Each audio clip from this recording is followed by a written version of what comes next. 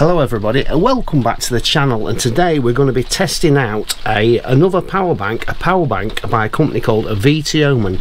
Now they sent me this is the Vtoman Jump1500X power bank. As some of you may know or may not know on this channel, that we did its bigger brother, the Vtoman Flash Speed 1500, this one right here. This is the one we reviewed about 6 to 8 months ago. As you can see, it has still got power in it, 62%. We use this virtually every day, so we've vigorously tested this Flash Speed 1500. Now I've never had a solar panel or anything for that, it's just been the actual box. So they've sent me out their 1500 Jumpstart X, which is there, it's currently on charge from the van. And they have also sent me out their Vtoman 110 watt solar panel. Now, as you can probably hear above, it's raining. Now when I got all this out this morning, ready to start the review, ready to get outside, get it all set up, the sun was out. We had it out on charge on the solar panel, and now it's raining. So we've had to venture indoors. So this solar panel is actually waterproof, this one. I'll just unfold it and show it you. You can see how it's got wet when I had it outside, but it is a waterproof folding solar panel. It has this compartment here to put your leads in. It has the specifications on here. We've got the model number. It is 110 watts. Its working voltage is 19 volts, etc, etc. Cables are wrapped on here, and the other cables are stored in here. You get a small instruction book with it, but as we all know with these, they are pretty much very much straightforward. So we've been running it for about 5 days now, running it on various different items. Like I say, we have been using this one here for around 8 months, I think it is, and this has been faultless, absolutely faultless. Now there is differences between this model and that model, and we shall go through all them next. So this is the Vtoman 1500 Jump X, and it's very similar to the other power bank, whereas on the front panel, as you can see, I've actually got on charge from the mains at the moment. You've got 2 inputs for DC, so you can charge it simultaneously. So you can put that in either port for charge from mains, cigarette lighter or solar. We have 2 USB-C sockets. We have the display here to the right, which displays the capacity of the battery in percentage, how many hours it is to either charge it or until it's flat if you're pulling from it, how many watts is either going in or coming out. Then across here you have the jump start function. You can actually buy some cables so you can jump start your vehicle from this, or the other one that I've got, and it's also expandable in this other port here, so you can expand it with extra packs. So if the capacity this isn't big enough, you can increase the capacity. You can't increase the output from any of these sockets, but you can increase the capacity of the battery inside by connecting to that port there. Across here we have what we call a cigarette lighter plug, where you plug things in like sat navs, paddleboard pumps, that kind of thing in here.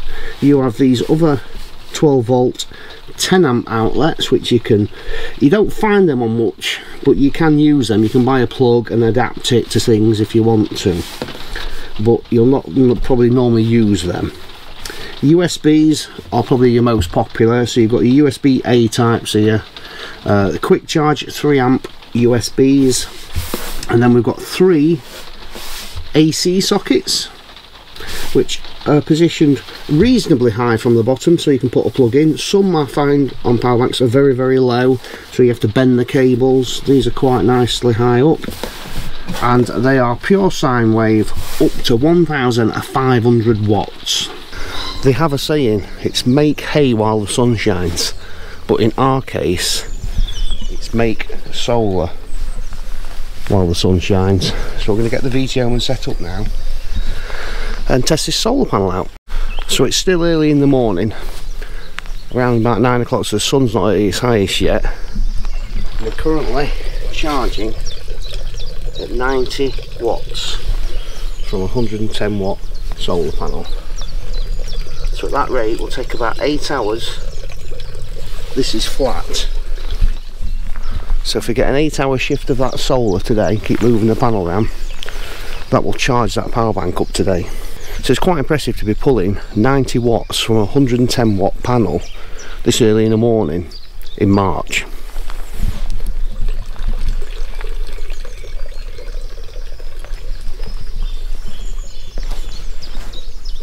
I'll turn it round to the side, round to this side, a bit of graphics on the side where the fan is there. It is the same on the other side. Now this is the back, you've got the torch on there. The flash speed has also got the torch on the back, various brightnesses, SOS mode, or 2 SOS modes, and it also comes with all the specifications on the back, or you can look in the book. So this has a LiFeBMS 4 battery in there, so that's a lithium battery, but it's the LiFeBMS 4 model. So generally speaking, if it's a LiFeBMS 4, the battery lifespan is a lot longer. Battery capacity is 828 watt hours.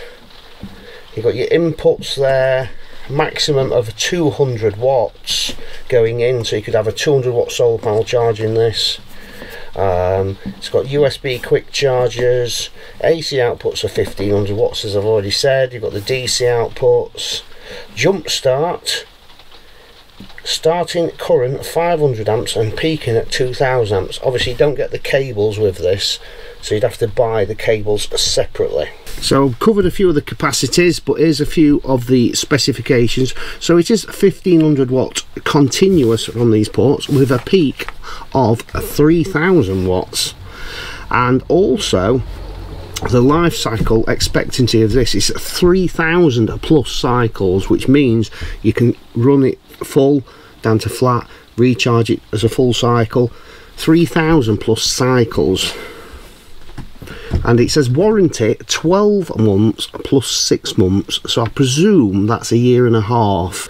And like I say, the weight of this is 16.5 kilograms. Now we've been using this week, various different things. Now the only thing I've found so far that I wouldn't say I don't like about it, but is when you're using the AC side and you're pulling a bit of power, there's a fan inside, so obviously the fan cuts in and out to control the temperature of the internals.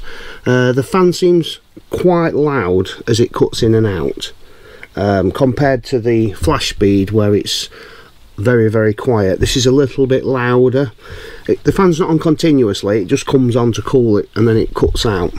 So cables, you get this nice little bag to put your cables in, which is always nice, and you've also got like a tip card which comes with it. There's also some stickers as well, which I'll put away in a cupboard somewhere, but you get a sticker pack with all different Vtoman stickers on. Now something that I do like about the Vtomans, which I think all power banks should come with, cigarette lighter plug for charging it. Now if you're going to charge this off your cigarette lighter, you're probably going to expect it to take around 8 hours. The same with the AC side. This isn't a fast charge like some of the other power banks, so it does take a little bit longer to charge because you're only charging on the 12 volt side here. So we've had that on charge for the last 2 hours, 3 hours, and it's at 40%, and it says it's got another 2.8 hours, so you're expecting about 5 to 6 hours to charge this. So if you're weekend warrior, that's perfectly fine. But like I say, you get this lovely little bag, you get a couple of USB cables, you get a USB-A style to a USB-C style, you get a USB-C to USB-C, and you can store everything in here. Now another cable you do get, but this comes with the solar panel, is this cable here. And what I do like about this cable here is it's got a split in it, and it's got 3 different style of charge plugs. Now most power banks you see have either got that style on, the smaller plug like that, or this, I believe it's an X60, that one. So this cable would actually work on various different power banks, but I'm going to put this through a test today I'm going to try and cook on the slow cooker with it. So back in the kitchen, we've got this on charge still, looking at around another, call it 3 hours. Now we've got this little slow cooker. It's a smallish one, as you can see by the size of my hand. This slow cooker is rated at 120 watts. So obviously with a slow cooker it's not continuously on and off, so you could expect that to probably power it for around 8 to 10 hours. I think it will probably last around 10 hours to power that. But we're actually going to cook the meat on the high setting, which will probably take 4 hours. So it's nearly probably got enough power in it now, so we'll let it charge up a bit more, come back to us in a bit, and we'll get tea on for later on today. So it's only a smallish joint of gammon. It's not the biggest joint. I'll pop that in there. 750 grams it actually is, that gammon. Yeah, so we'll get the gammon cooked on the Vtoman today, courtesy of Vtoman. Little update on the gammon situation. I say the gammon and the Vtoman situation. We've been going probably a couple of hours now. I can smell the gammon's cooking beautifully in there. And we've used about 14-15%. we were nearly at 50% with this. Obviously the watts it pull drop on and off as the heating element warms up and down, but yeah. Ooh. It's cooking lovely. Steamed you up. So yeah, if anybody's interested in one of these, there'll be a link down in the description. As you can probably hear now, the fan has just cut in for literally about 30 seconds. So you can definitely hear the fan when it kicks in, but obviously it needs to cool itself down.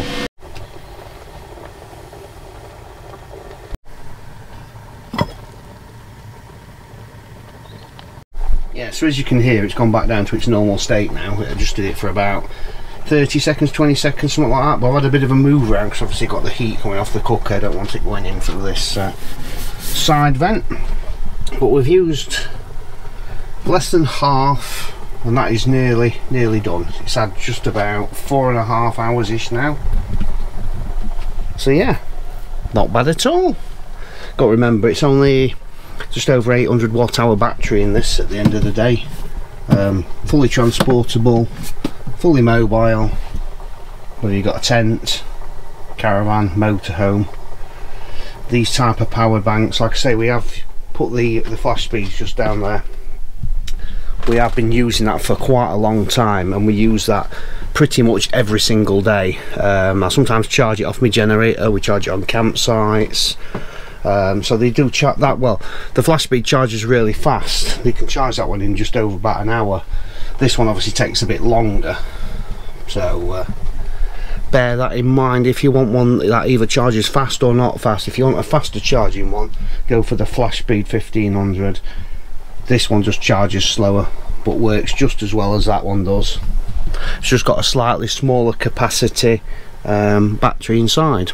So I want to thank Vtoman for sending me the Vtoman 1500 Jump X power bank. And thanks for watching everybody, and as always, we'll see you in the next one.